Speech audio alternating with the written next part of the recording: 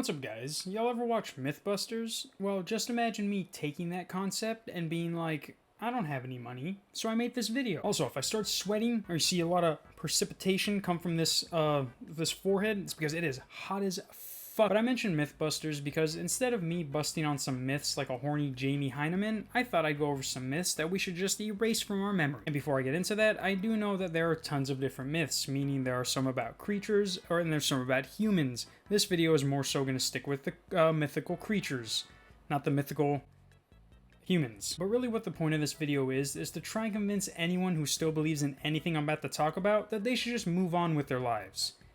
Maybe smoke some weed and not believe in things that don't exist. But let's not waste any time and get right into it. The first mythical creature that we should just forget about altogether is unicorns. Now look, I know that there are people that love horses, but there are also people who love to have their way with horses. Now, do we really want those people going near unicorns? Like, if you think about it, a horse is already rare enough as it is. Like, when is the last time you've seen a wild horse? It's so rare you have to actually purchase it from someone. You can't just literally walk up and be like, it's mine. His name's Ryan. But I don't even think unicorns are even that cool. How are you going to be the flightless version of the same species? Which brings us to our next mythical creature, the Pegasus. Now, like I said before, we don't need any more equestrian-like mythical beast roaming around for people to come and fuck. No. Y'all know about the Mile High Club?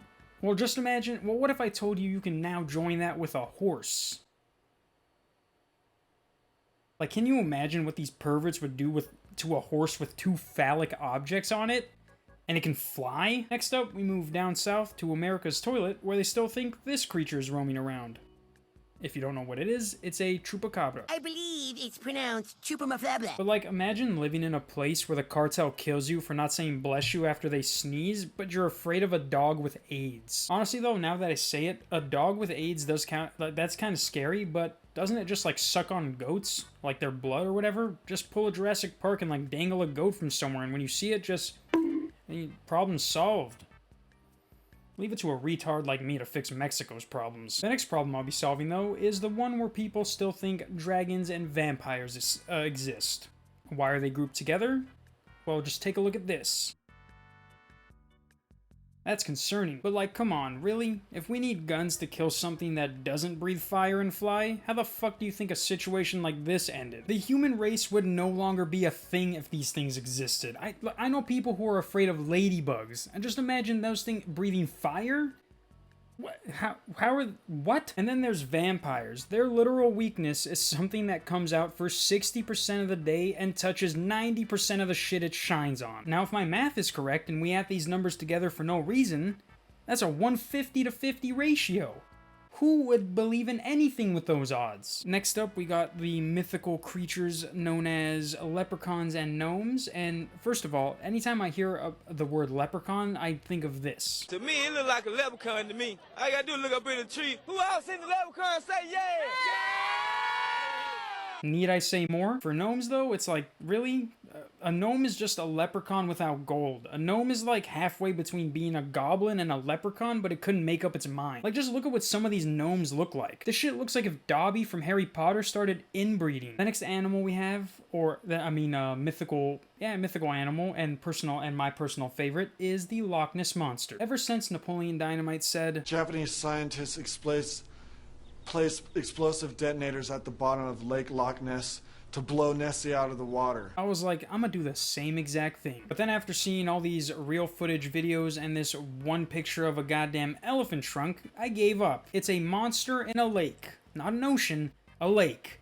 It's like trying to find the boogeyman in your house. It's a limited area. Find him. But like, I'm pretty sure the people of Scotland are tired of this shit also. I mean, like, dog, not even Scooby-Doo could leave them alone. I feel like, though, this is something that the people of Scotland either, like I said, are tired of, or they're just using it to bring people in because, I mean, like, what is there in Scotland? Bagpipes? So now we're down to our top two myths now, or should I say worst two, and the first one we should exterminate from our memories are mermaids. And I know there are people out there who love mermaids, so before you start calling me the N-word in my comments, let me explain why I'm speaking like this. I don't know if you guys remember, but Discovery Channel released a mermaid documentary that bamboozled us all. I was like, alright, we're gonna see some Bigfoot-esque footage, you know, some grainy video film of, you know, something that could resemble a mermaid. But no. we got this.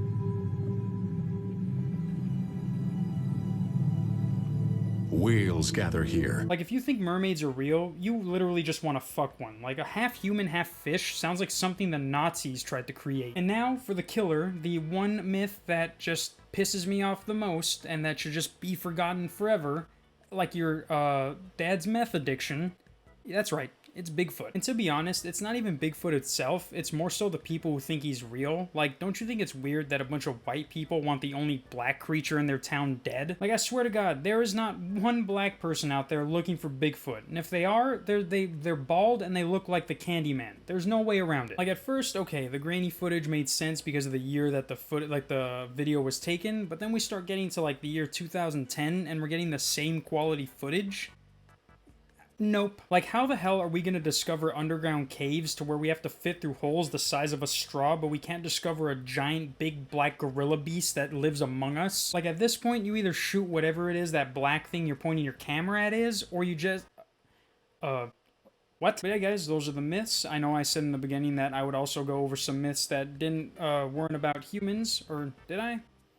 If I did, I'm not. The only myths that I had for humans that I actually wrote down were, George Washington's teeth were wooden and dogs only seen black and white.